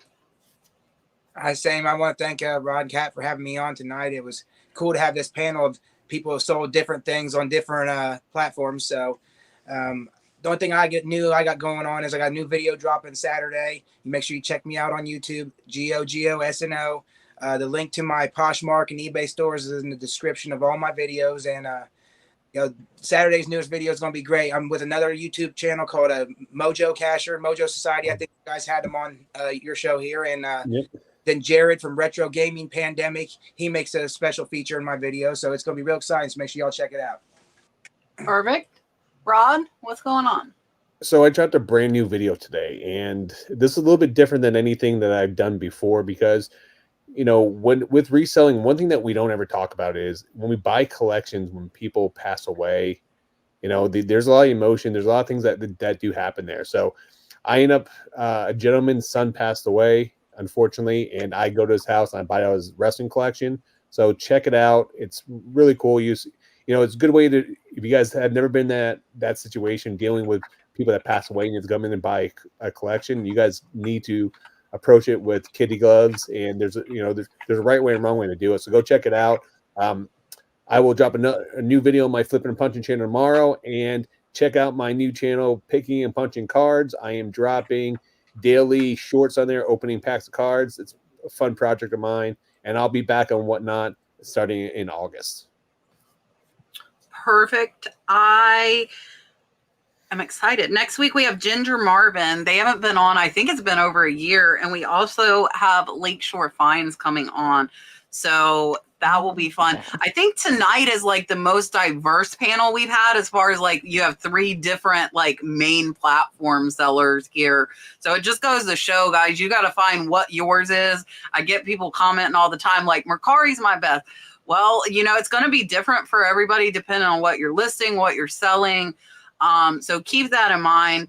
I want to thank LaDonna and Snow for coming on, and Rod again for coming in. If you guys saw the donate link, again, just to wrap it up, Dalton's classmate's mother is unfortunately in hospice, and the family is struggling both financially and emotionally, and I want to help them. So I think raised, hold on, I'm gonna refresh here. We raised close to $1,000 more tonight during the show. It looks like $800. So thank you to all of you that donated. I am going to leave that up for indefinite right now, because I know there will be some more high dollar expenses once the mother passes away. I hate even saying that.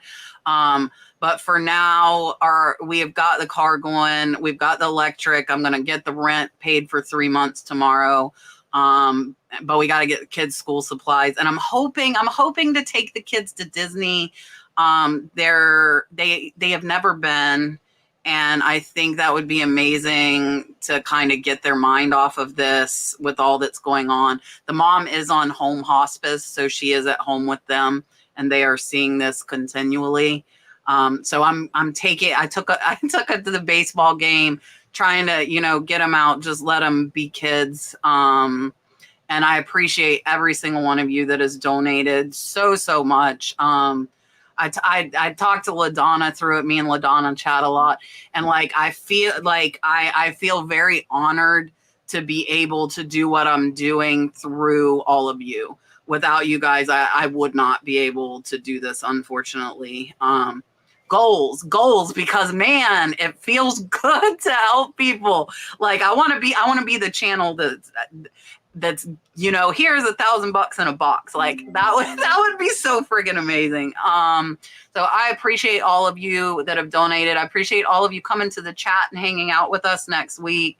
Thank you guys so much. LaDonna and Snow, thank you again. You guys check out their channels, and I dropped Marsha's link too. Let's get her to 500. She's only 70 away, I think. So there's 264 of you still in here. If you're not subscribed to Red Cardinal Treasures, go check her out. Marsha, thank you for dropping the links to everybody's channels every single week for well over a year. I appreciate you. We will see you guys. Oh, I'm going to have videos out tomorrow.